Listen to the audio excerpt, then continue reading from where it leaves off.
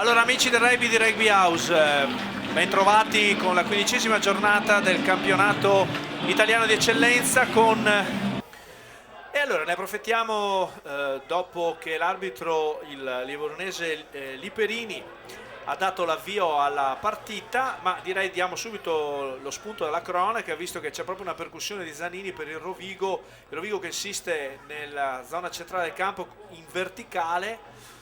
Vediamo se esce velocemente il pallone, c'è il vantaggio per il Rovigo, quindi i rossoblù hanno già la possibilità di piazzare, vista la posizione molto facile, ma insiste Rovigo ora al largo, tenta di perforare la difesa Tenga, Chillon, palla fuori.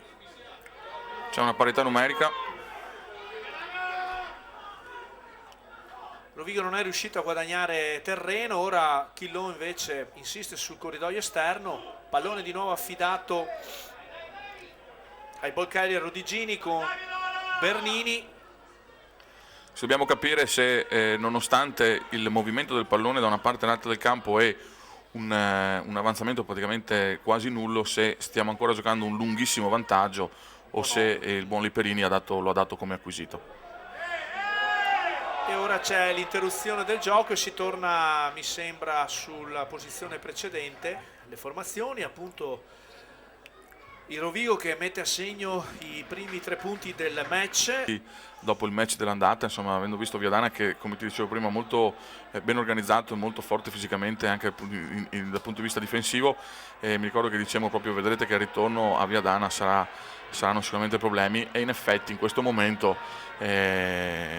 non stiamo andando distante da quello che avevamo previsto. Speriamo di sbagliarci ampiamente, però insomma abbiamo fatto una buona previsione. Nel frattempo un di 30 metri bravo, da parte del pack nel frattempo, da quando c'è un bel vantaggio, qui ci conviene giocare, Basson va per il drop. Da quando Apperley ha calciato in touche gli abbiamo riportato il pallone esattamente indietro di 30 metri. Giocatori molto forti, molto disposti al combattimento e ottimi placatori e recuperatori.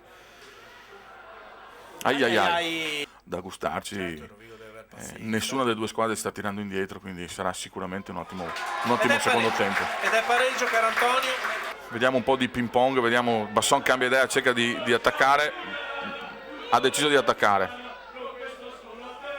Palla Parker che guadagna 3 metri e mette il pallone a disposizione dei compagni. C'è un disturbo da parte di Romano, è evidente che non era in ritardo chiamiamolo sul rotolamento come placatore, quindi stiamo giocando un vantaggio che il buon Liperini ha subito individuato e sta lasciando sfonda sulla difesa del Viadana, mette a disposizione il pallone dei compagni, ancora con pick and go Matteo Ferro, palla fuori da Chillon a Boggiani che scarica sull'apertura Rodriguez, viene impattato da parte del numero 9 Briggs. Briggs, ha ragione. Poi però c'è Briggs, questo giocatore con delle misure importanti, perché insomma è un giocatore di 1,90 m, pesa quasi 100 kg, ha avuto un'ottima lettura difensiva, ha capito che c'erano dei giocatori che andavano a vuoto e sono andati in maniera da non come dire, a farsi abboccare dai difensori viadanesi. Infatti lui ha letto molto bene, ha visto che il pallone andava a Menon, ha caricato. Il Rovigo ha cercato di fare il proprio gioco